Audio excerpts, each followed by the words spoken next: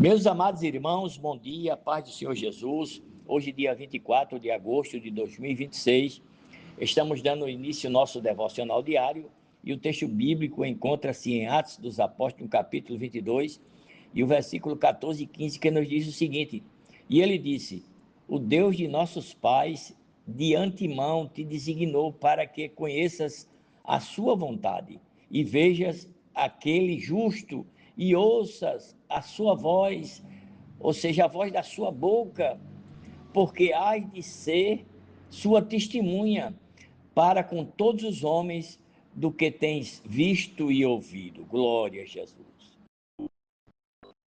Todos nós, irmãos, na verdade, somos testemunhas de Jesus. Nós somos alcançados, nós somos libertos exatamente também para testemunhar. Deus nos chama, irmãos, para sermos testemunhas verdadeiras e fiéis. Glória a Jesus. E o próprio Lucas, ele deixou registrado no capítulo 1 de Atos, versículo 8, quando ele diz: Mas recebereis a virtude do Espírito Santo que há de vir sobre vós, e servieis testemunha tanto em Jerusalém, está vendo, irmãos, como em toda a Judéia, Samaria e até os confins da terra. E isso cumpriu-se no dia de Pentecoste, quando os irmãos foram designados para propagar o evangelho. E a igreja primitiva cresceu de uma maneira extraordinária, de tal forma que também nós fomos alcançados. Bendito seja o nome do Senhor. Portanto, meus queridos irmãos, as Escrituras nos mostram que o apóstolo Paulo, em diversas ocasiões, foi alvo de ataques e suspeitas. Falsos mestres se levantaram para desacreditar, irmãos, o seu ministério.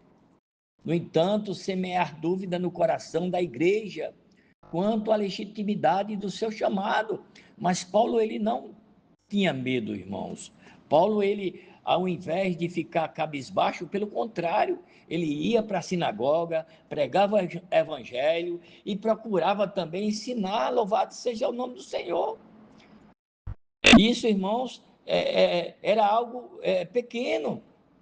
Eles queriam colocar dúvida da origem do seu ministério, que significa também enfraquecer a credibilidade da mensagem que ele pregava e, por consequência, abalar os fundamentos da fé cristã. Ainda hoje é assim, irmãos.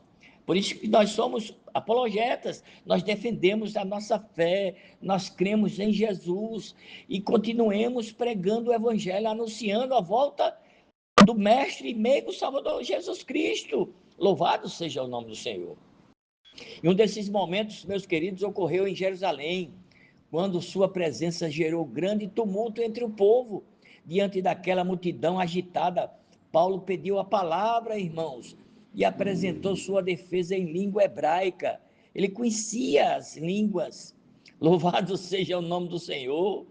O resultado foi notável, irmãos. Os ânimos se aquietaram, o povo se dispôs a ouvi-lo. Sua defesa não se baseou em títulos, não, prestígios ou argumentos humanos, não, mas na poderosa experiência que teve com o Senhor Jesus.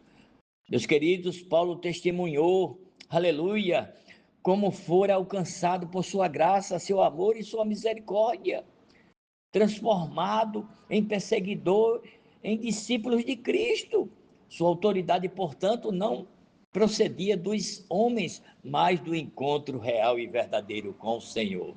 Glória a Jesus. Ao romper as palavras, irmãos? E relembrando o que havia dito sobre Ananias, Paulo reafirmou que seu chamado, irmãos, era divino e que seu propósito era conhecer a vontade de Deus, a vontade do Senhor. Sua experiência, irmãos, foi ainda mais profunda. Ele não apenas recebeu uma missão, mas viu o justo e ouviu a sua voz, ou seja, a voz do próprio Deus. E tudo isso, irmãos, com um propósito glorioso: tornar Cristo conhecido entre os povos. Glória a Jesus. Foi essa vivência, irmãos, com que o Senhor lhe concedeu, para que confirmasse, para exercer o seu ministério como testemunha fiel e verdadeira. O que o apóstolo Paulo, irmãos, anunciava era autenticado pelo céu, era registrado no céu, pois brotava de um coração marcado pela revelação divina. Glória a Jesus. E nos dias de angústia, perseguição e rejeição, essa mesma experiência o sustentava, dando-lhe certeza do que o Senhor estava com ele e que faria frutificar em sua missão. Glória a Jesus.